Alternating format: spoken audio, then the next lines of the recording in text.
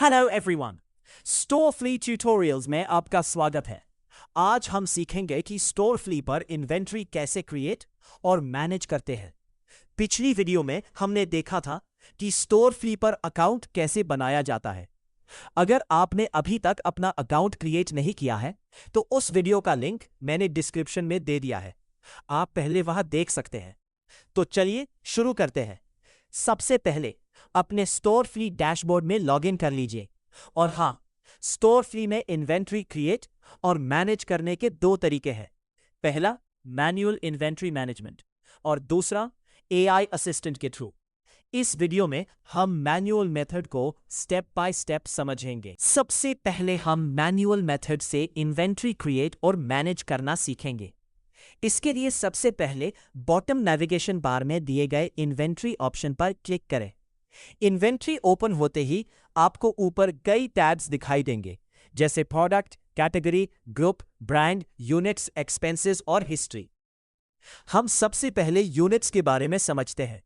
Unit का use ये बताने के लिए होता है कि किसी प्रोडक्ट को किस मेजरमेंट में बेचा या मैनेज किया जाएगा, जैसे पीस, किलोग्राम, ग्राम, लीटर, मीटर या बॉक्स। स्टोरफ्ली आपको पहले से ही कई डिफॉल्ट यूनिट्स प्रोवाइड करता है जिन्हें आप सीधा अपने प्रोडक्ट्स में यूज कर सकते हैं। लेकिन अगर आपको अपनी कोई कस्टम यूनिट बनानी हो तो क्रिएट यूनिट बटन पर क्लिक करें। यहां सबसे पहले यूनिट सिंबल एंटर करें, जैसे मैं लिख रहा हूं बॉक्स ऑफ 20।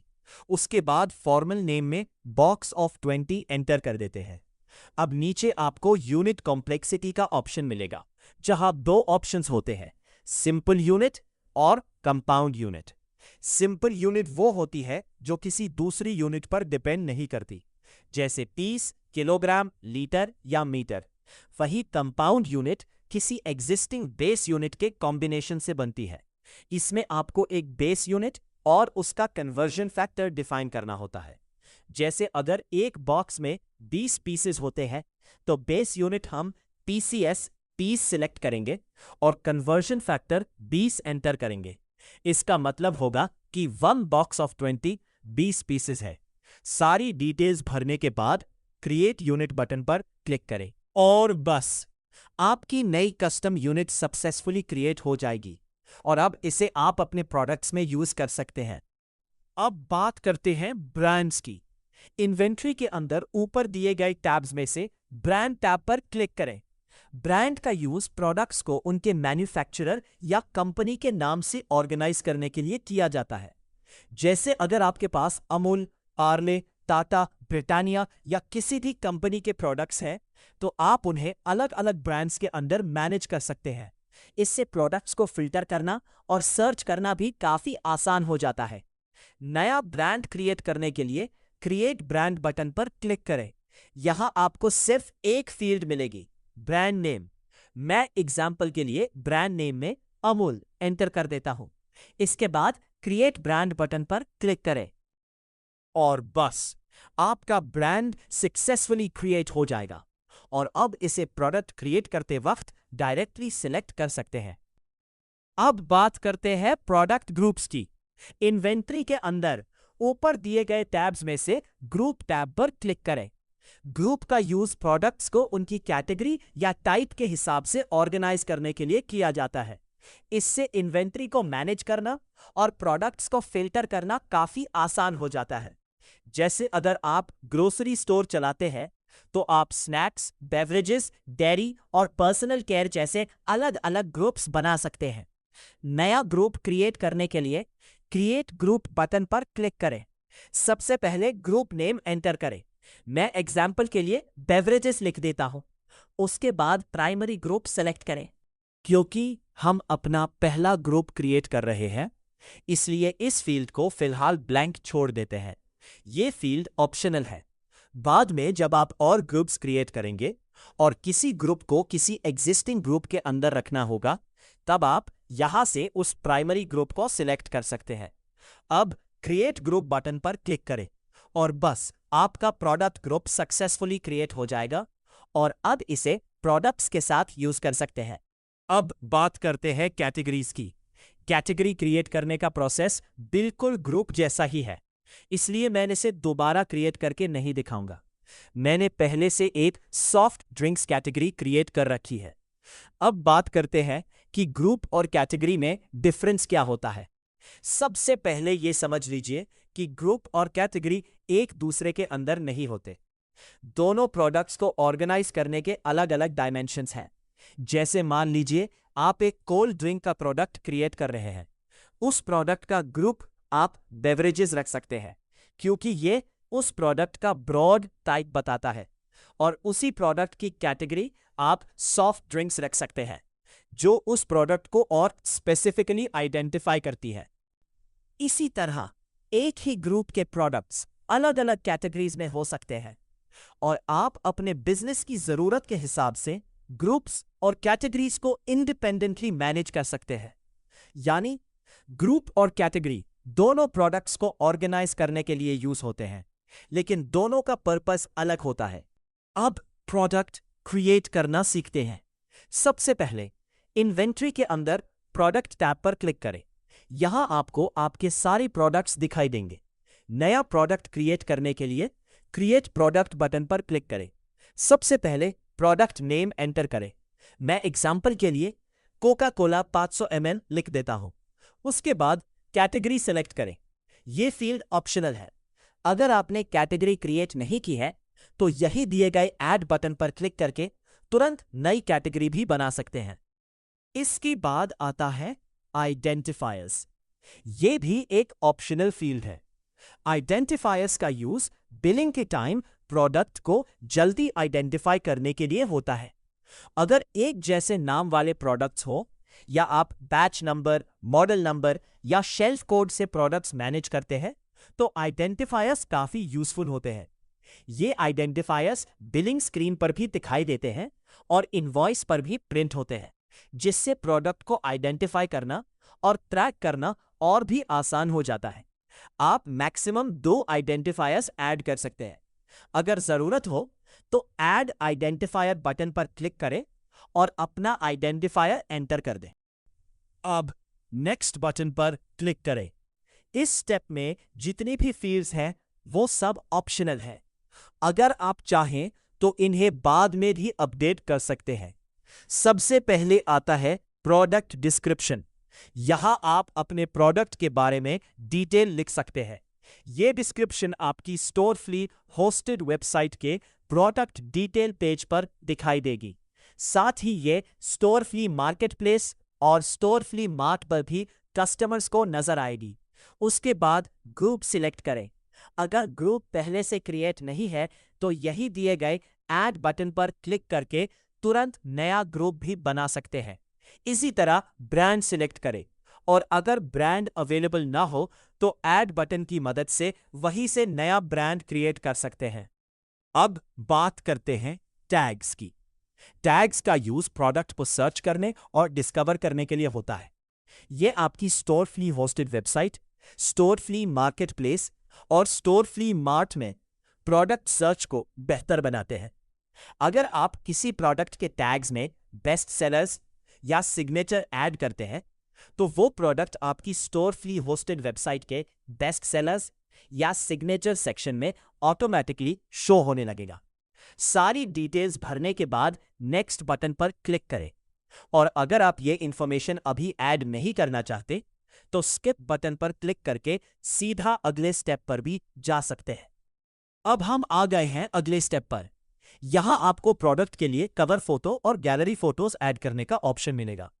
सबसे पहले कवर फोटो अपलोड करें।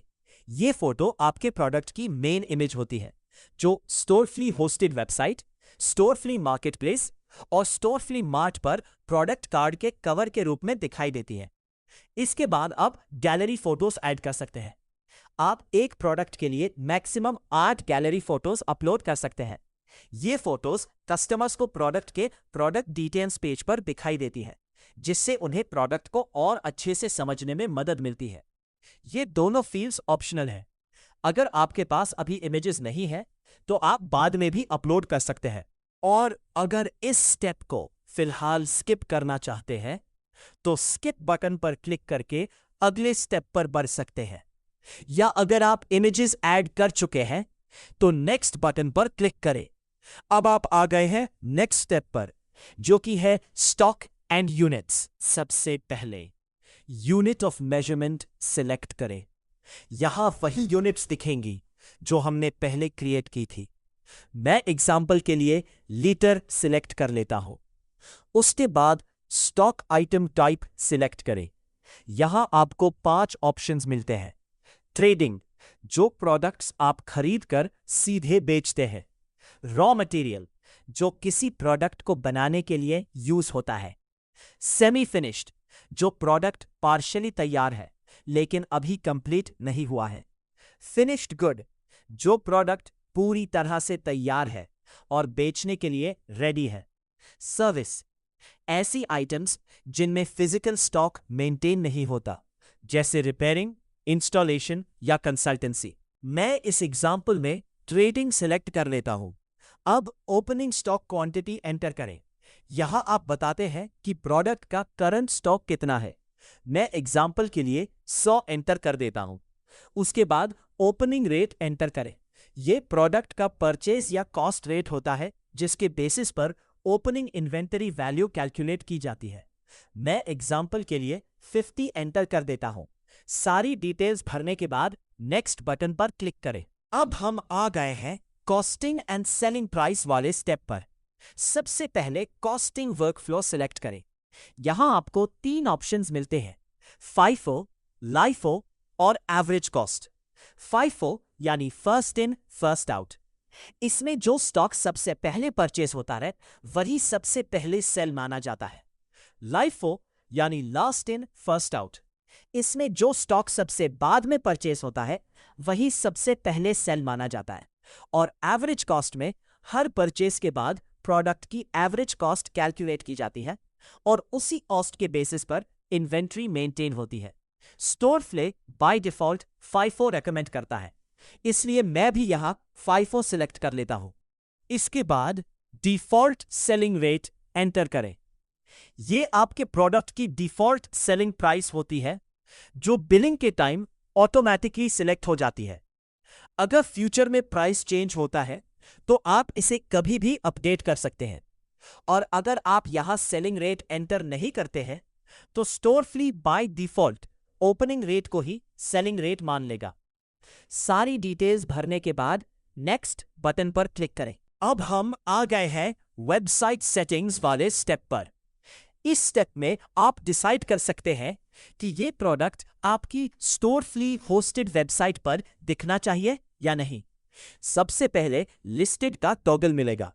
अगर इसे इनेबल करते हैं तो प्रोडक्ट आपकी वेबसाइट पर डिस्प्ले होगा, और अगर डिसेबल रखते हैं तो प्रोडक्ट सिर्फ आपकी इन्वेंट्री में रहेगा और वेबसाइट पर नहीं दिखेगा।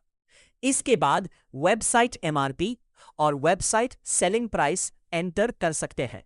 वेबसाइट MRP कस्टमर्स को स्ट्राइक थ्रू प्राइस के रूप में दिखाई देती है, जबकि वेबसाइट सेलिंग प्राइस वही प्राइस होती है जिस पर प्रोडक्ट वेबसाइट पर सेल होगा। फिलहाल इस ट्यूटोरियल में हम ये डिटेल्स स्किप करते हैं। अब हम आ गए हैं B2B मार्केटप्लेस वाले स्टेप पर। इस स्टेप में आप डिसाइड कर सकते हैं कि ये प्रोडक्ट स्टोरफ्ली B2B मार्केटप्लेस पर दिखना चाहिए या नहीं। सबसे पहले लिस्टेड का टॉगल मिलेगा। अगर इसे एनेबल करते हैं तो आपका प्रोडक्ट B2B मार्केटप्लेस पर डिस्प्ले होगा, और अगर डिसेबल रखते हैं तो प्रोडक्ट मार्केटप्लेस पर नहीं दिखेगा। इसके बाद B2B MRP और B2B सेलिंग प्राइस एंटर कर सकते हैं।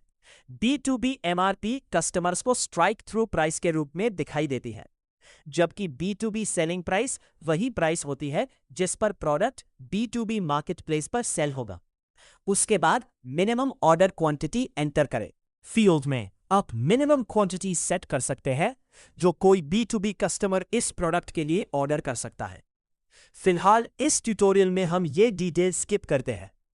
अगर आप ये डिटेल्स भरना चाहते हैं तो भरकर नेक्स्ट बटन पर क्लिक करें या फिर स्किप बटन पर क्लिक करके अगले स्टेप पर बढ़ सकते हैं। अब हम आ गए हैं स्टोरफ्ली मार्ट वाले स्टेप पर। इस स्टेप में आप डिसाइड कर सकते हैं कि यह प्रोडक्ट स्टोरफ्ली मार्ट पर दिखना चाहिए या नहीं। सबसे पहले लिस्टेड का टॉगल मिलेगा। अगर इसे इनेबल करते हैं तो आपका प्रोडक्ट स्टोर फ्ली मार्ट पर डिस्प्ले होगा, और अगर डिसेबल रखते हैं तो प्रोडक्ट स्टोर फ्ली मार्ट पर नहीं दिखेगा। इसके बाद मार्ट एमआरपी और मार्ट सेलिंग प्राइस एंटर कर सकते हैं। मार्ट एमआरपी कस्टमर्स को स्ट्राइक थ्रू प्राइस के रूप में दिखाई देती है, जबकि मार्ट सेलिंग प्राइस वही प्राइस होती है जिस पर प्रोडक्ट स्टोर फ्ली मार्ट पर सेल होगा। उसके बाद ऑफर बैज टाइप सिलेक्ट करें। यहां आप फ्लैट या परसेंटेज में से कोई भी ऑप्शन चूज कर सकते हैं। अगर आप फ्लैट सिलेक्ट करते हैं तो ऑफर वैल्यू में डिस्काउंट अमाउंट एंटर करें, और अगर परसेंटेज सिलेक्ट करते हैं तो ऑफर वैल्यू में डिस्काउंट परसेंटेज एंटर करें। ये ऑफर बैज आपके प्रोडक्ट कार्ड पर स्टोर फ्ली मार्ट में हाईलाइट होकर दिखाई देता है, जिससे कस्टमर्स को ऑफर आसानी से नजर आता है। फिलहाल इस ट्यूटोरियल में हम ये डिटेल्स स्किप करते हैं। अगर आप ये डिटेल्स भरना चाहते हैं तो भरकर नेक्स्ट बटन पर क्लिक करें, या फिर स्किप बटन पर क्लिक करके अगले स्टेप पर बढ़ सकते हैं। अब हम आ गए हैं प्रोडक्ट टैक्सेशन वाले स्टेप पर। इस स्टेप में आप प्रोडक्ट से रिलेटेड जीएसटी और टैक्स डिटेल्स कॉन्फ़िगर कर सकते हैं। सबसे पहले टैक्सेबिलिटी सिलेक्ट करें। यहां आपको 4 ऑप्शंस मिलते हैं। टैक्सेबल, जब प्रोडक्ट पर जीएसटी लगता हो। एग्जेम्प्ट, जब प्रोडक्ट जीएसटी से एग्जेम्प्ट हो और उस पर टैक्स ना लगता हो। निल रेटेड, जब प्रोडक्ट जीएसटी के अंदर हो लेकिन उसकी जीएसटी रेट 0% हो। नॉन जीएसटी, ऐसे प्रोडक्ट्स जो जीएसटी के स्कोप में ही नहीं आते। मैं एग्जाम्पल के लिए टैक्सेबल सिलेक्ट कर लेता हूं। उसके बाद जीएसटी रेट एंटर करें। यहां प्रोडक्ट के हिसाब से एप्लीकेबल जीएसटी परसेंटेज एंटर करें, जैसे 5, 12, 18 या 28। इसके नीचे कुछ एडवांस डिटेल्स भी दी गई है। एप्लीकेबल फ्रॉम बाय डिफॉल्ट आज की डेट पर सेट होता है। अगर आप चाहे तो इसे बदलकर किसी और डेट से भी ये टैक्स कॉन्फ़िगरेशन अप्लाई कर सकते हैं। उसके बाद HSN कोड और HSN डिस्क्रिप्शन के फील्ड्स मिलते हैं। ये दोनों ऑप्शनल हैं। अगर आप जीएसटी बिलिंग या टैक्स कंप्लायंस के लिए HSN डिटेल्स मेंटेन करना चाहते हैं तो यहाँ HSN कोड और उसका डिस्क्रिप्शन एंटर कर सकते हैं। सबसे नीचे रिवर्स चार्ज मैकेनिज्म यानी RCM का ऑप्शन मिलेगा। RCM का मतलब होता है कि इस ट्रांजैक्शन में जीएसटी की लायबिलिटी सेलर की जगह बायर पे करेगा। अगर आपके प्रोडक्ट या बिजनेस पर रिवर्स चार्ज एप्लीकेबल है तो इस ऑप्शन को इनेबल कर सकते हैं, वरना इसे डिसेबल ही रहने दीजिए। फिलहाल इस ट्यूटोरियल में हम ये डिटेल्स स्किप करते हैं। अगर आप ये डिटेल्स भरना चाहते हैं तो भरकर नेक्स्ट बटन पर क्लिक करें, या फिर स्किप बटन पर क्लिक करके अगले स्टेप पर बढ़ सकते हैं। अब हम आ गए हैं रिव्यू वाले फाइनल स्टेप पर। यहां आपने अब तक प्रोडक्ट के लिए जितनी भी डिटेल्स एंटर की हैं उन सभी का समरी दिखाई देगा। एक बार सारी इंफॉर्मेशन को ध्यान से रिव्यू कर लीजिए, और अगर किसी भी फील्ड में कोई बदलाव करना हो तो बैक बटन की मदद से उस स्टेप पर जाकर अपडेट कर सकते हैं। अगर सभी डिटेल्स सही है तो सेव प्रोडक्ट बटन पर क्लिक करें, और बस आपका प्रोडक्ट सक्सेसफुली क्रिएट हो जाएगा और आपकी इन्वेंट्री में ऐड हो जाएगा। अब आप इसे billing, inventory management, website, marketplace और स्टोर फ्ली मार्ट में अपनी सेटिंग्स के अकॉर्डिंग यूज कर सकते हैं। अगर बाद में आपको प्रोडक्ट की किसी भी डिटेल में बदलाव करना हो तो प्रोडक्ट के सामने दिए गए एडिट बटन पर क्लिक करके उसकी डिटेल्स कभी भी अपडेट कर सकते हैं।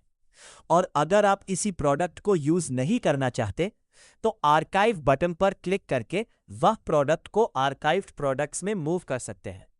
इससे प्रोडक्ट परमानेंटली डिलीट नहीं होता और जरूरत पड़ने पर बाद में रिस्टोर भी किया जा सकता है। अगर आप प्रोडक्ट को हमेशा के लिए डिलीट करना चाहते हैं तो आर्काइव टैब में जाइए और उस प्रोडक्ट के सामने दिए गए डिलीट परमानेंटली बटन पर क्लिक कर दीजिए।